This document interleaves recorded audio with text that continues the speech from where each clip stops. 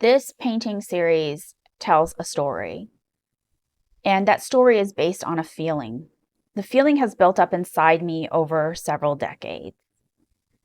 I chose to follow my partner on his career path, which has led me to multiple countries. I'm really lucky to have gotten that experience. It's one that I've dreamed about since I was a small child. I always wanted to travel. And through that time, I realized that home is definitely the place where my family is together as a family. Over time, though, I've started to feel this need to put down roots. I'm not ready to stop traveling, but I want a place that I can decorate as my own, a place that I can make feel more permanent, even though I know that home can be sort of a fleeting thought or concept. As we near my partner's retirement, we have begun talking about what he wants to do, where we might go as a couple, where we might decide to settle together. And the plan is still a few years off, but I still have this feeling building up, and I wanted it to become more tangible. So I chose to put it into my art. This painting, Brooding, represents the beginning of the series, and the name takes on two contexts which both apply to the painting. You have this bird who is brooding over the character inside the nest. A brooding mother bird is taking care of her young. And you have this character who is brooding or thinking deep contemplative thoughts. So both meanings are applicable here. In a lot of my work, you will see birds because I have loved birds since I was a small child.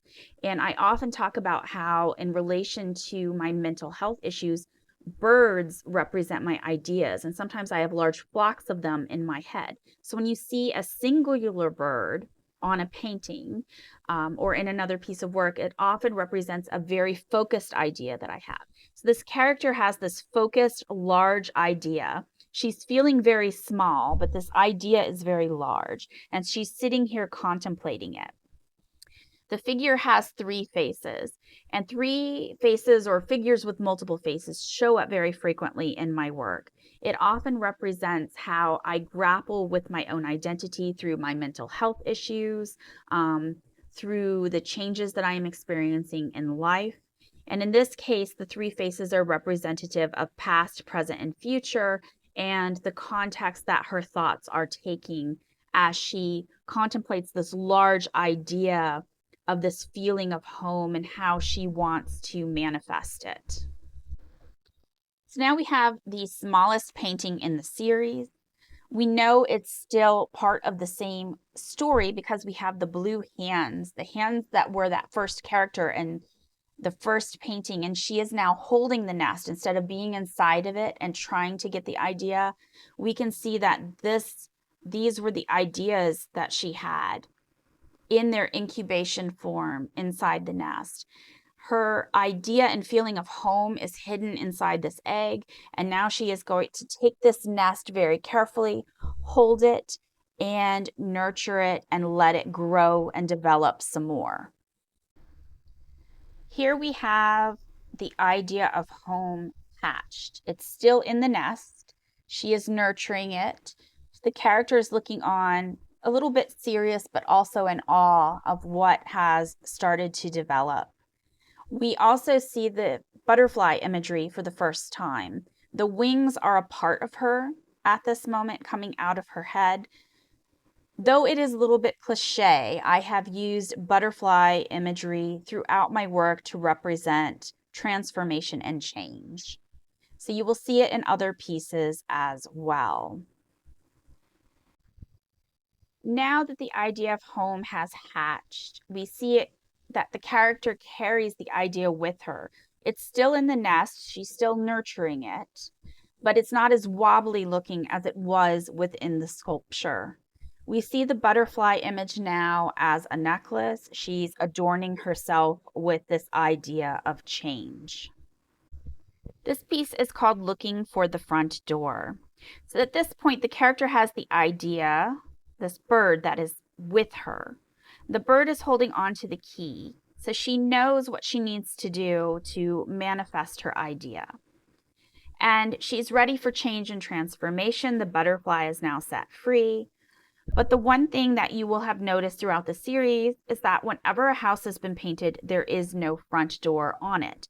That's because in real life, I, myself, as the character, I don't know where this actual house is going to be or what it is going to look like. So the tools are all before myself, or for the character, as it were, because she is a representation of myself. And I know the path forward, and I'm just going to manifest what it is that I am really wanting. This is the final piece in the series. It is the manifestation of home. It represents something that I really desire. A lot of what this work is, a lot of what my work in general is very naive, it's childlike in a lot of ways. And that goes back to some of the thoughts that I've had in this series as well. I can remember when I first started painting that I had a table in front of a window when I was a small child, and my father had put a bird feeder outside. And while I worked, I would watch the birds in the bird feeder. And as I've gotten older, I have had a desire to sort of return to some of the childlike things that I had from the past.